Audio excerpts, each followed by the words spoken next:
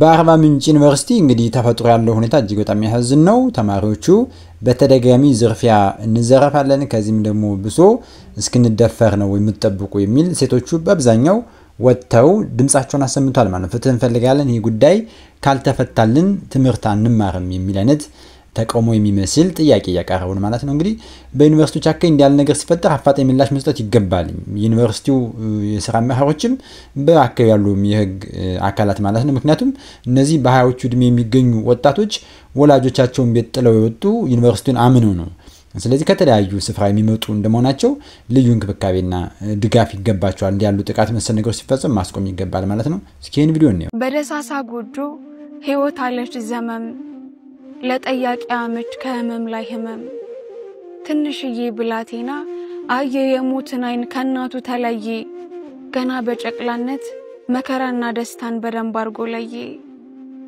በነጣቂ ጀታ እናቱ ብትለይ ገና በለጋነት ሐዘን ገባው ልጁ እንስፍስፊቱና ተዘርግታ በያት ከሚጫወትበት ለወትሮው ከደጁ በርና ካሏን ይዞ ተነሻላት እናቲቱን በዚህች እድሜዋ አየስንቱን እናትና ልጁ በእግዚአብሔር ሰላም ብለው ሊውሉ ቢነቁ እናት ለሞት ታሽታ ልጅ ለሐዘን በቁ ለምን ስለኖሩ እግዚአብሔርን አምነው የህይወት ሰጪ ነጣቂውስ ማን ነው በነፍሳቸው ሰው አዘዘ በእናትና ልጁ ገዳዩ ጨክኖ ሰይፉን መዘዘ ልጅን ያለ እናት ጨክነው አስቀሩ እና ምስኪን ፍጥሮች ከመኖር ላይ ቀሩ ከናቱ ሞት በላይ ልጅም አጣ አካሉን የገዳዩን ተግባር ሳይለይ እንኳን ውሎን ስሙኝማ እንደዚህ ከተባለ ለምን መኖር አይቀርም ቅዳሴ አትቆሙም ሰዓታት አትሄዱም እግዚኦታው ይቅር በቡየው ጅራፍ እናንተን እንግራፍ በደመራው ችቦ ስጋችሁ ይንደድ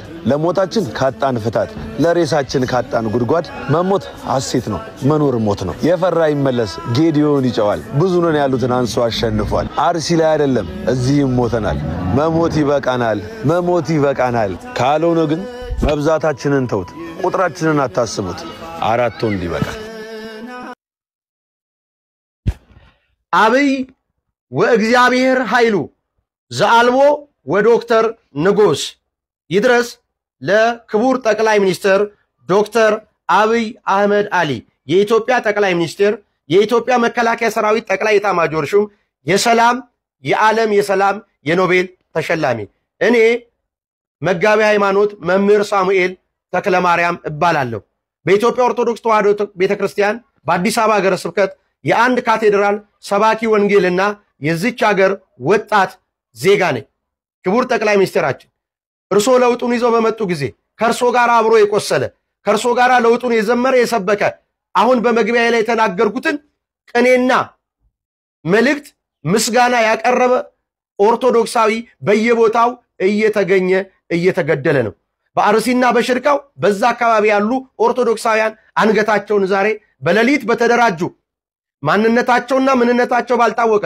ጨለማ በለበሱ የእኩይ ጥፋት በሚፈጽሙ ሰዎች ህይወታቸው ያለፈ ይገኛል ክቡር ጠቅላይ ሚኒስትር እርሶ የሁሉም የሃይማኖቶች ጠቅላይ ሚኒስትር እንደመሆኖት እርሶ የኢትዮጵያ ብሔረሰብ ጠቅላይ ሚኒስትር እንደመሆኖት የሁሉም ህብረተሰብ የሁሉም ዜጋ አባት እንደመሆኖት መጠን እኛም ኦርቶዶክሳዊ እንደመሆናችን መጠን እኛም እንደ አንድ ሀገር ዜጋ የርሶን አባትነት ፍትህ እንጠይቃለን የአባትነት ፍትህ እንጠይቃለን በየቦታው የሚገደሉት የዚች ሀገር ዜጎች ስለሆኑ የዚች ሀገር ዜጎች ደግሞ ተጣሪነታቸው በቀጥታ ለርሶ ስለሆነ በየቦታው በአርሲ የሚገደሉትን ኦርቶዶክሳውያን ደማቸው በከንቱ ፈሶ እንዳይቀር ደማቸው እንደ አቤል ፍትህ እያለ እየተጣራ ስለሆነ ገዳዮቻችን ለፍትህ ቀርበው ተገቢውን እርምጃና ቅጣት እንዲወሰድባቸው ስል በአንድ የኢትዮጵያ ኦርቶዶክስ ተዋሕዶ ቤተክርስቲያን ሰባኪና የአንድ የኢትዮጵያ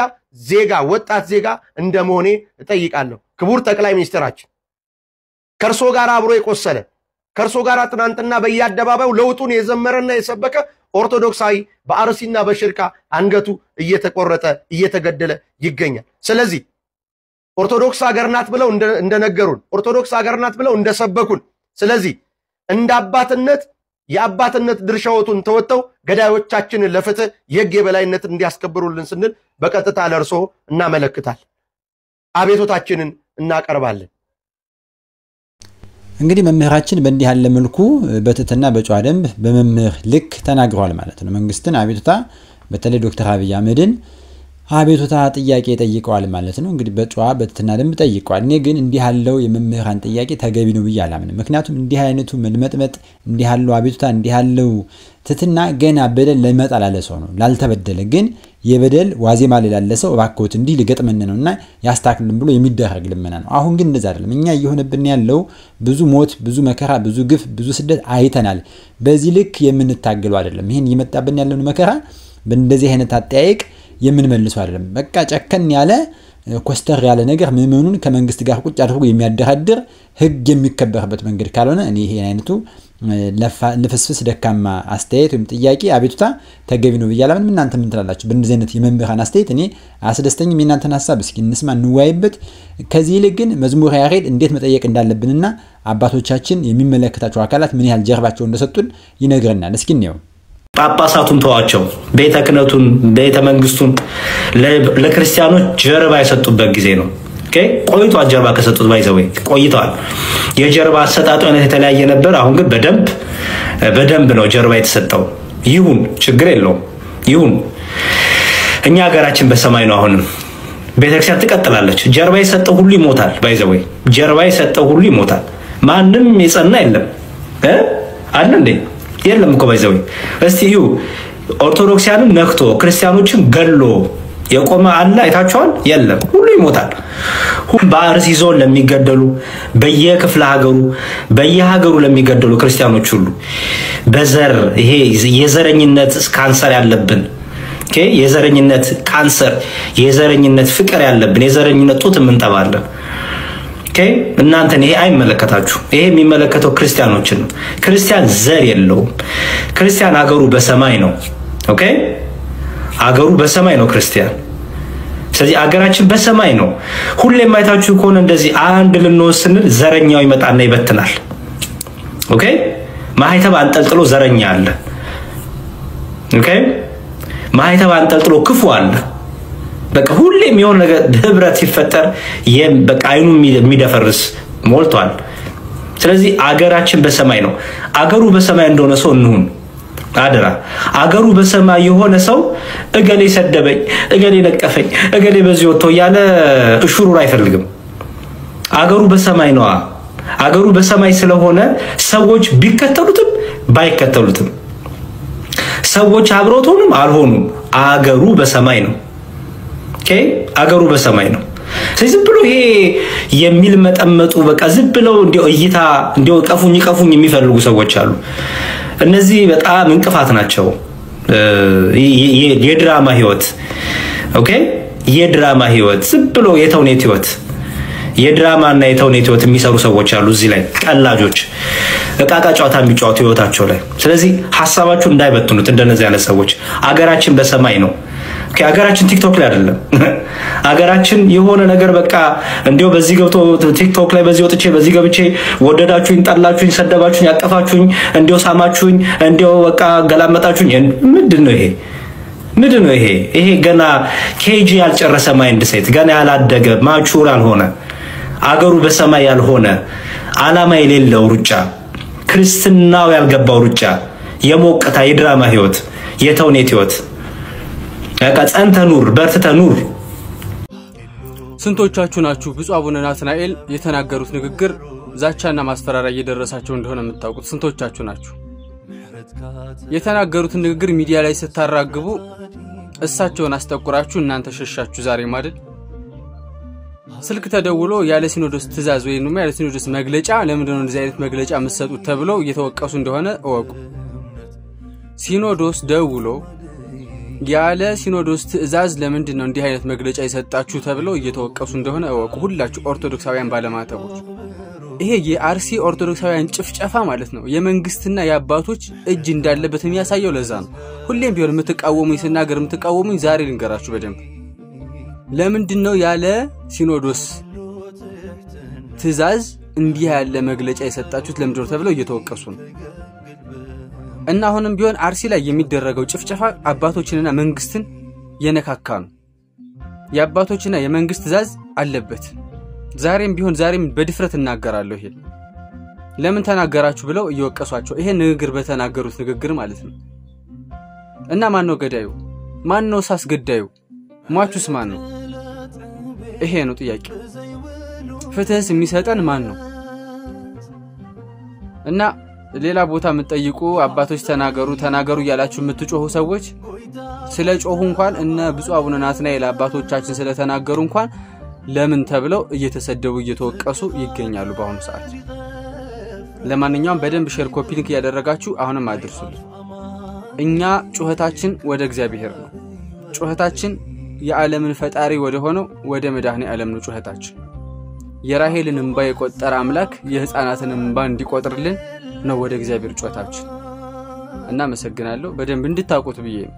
በመጨረሻም እንግዲህ የሰማችሁትን ያያችሁትን ያሆናል ማለት ነው። እንግዲህ ብፁዕ አቡነ አብርሃም ላይ እየደረሰባቸው ያለ ዛቻ ማስፈራሪያ አለ። ይሄም ደግሞ እየሆነ ያለው ከጠቅላይ ቤተ ክህነቱ ነው። ምክንያቱም ቅዱስ ሲኖዶሱ ያላወቀው ያልወሰነው ሐሳብ ለምን ተናገሩ በግሉ የሚል ትችት፣ ነቀፋ፣ ዛቻ የተፈጸመባቸው ነው ማለት ነው። እንግዲህ እጅግ በጣም ያሳዝናል፣ ያስተዛዘበናል። ጠቅላይ ቤተ ክህነቱ ውስጥ ምን አይነት መንፈስ እንዳለ ያሳዝናል በእውነት። እኒህ አባት ወጥቶ የልጆች ሞት ይበቃል፣ የኦርቶዶክሳውያን የማገለግልለት እረኛውን የተሾምኩለት የመንጋው ሞት ያሳዝነኛል ብለው ድንቅ የሆነ ንግግር ተናግረዋል። ይሄን በማለታቸው ዛቻ ማስፈራሪያና አላስፈላጊ የሆነ ቁጣ እየደረሰባቸው ይገኛል ማለት ነው። ይሄ በጣም ያሳዝናል። እንግዲህ ብፁዕ አቡነ አብርሃም በዚህ በጣም ይታወቃሉ።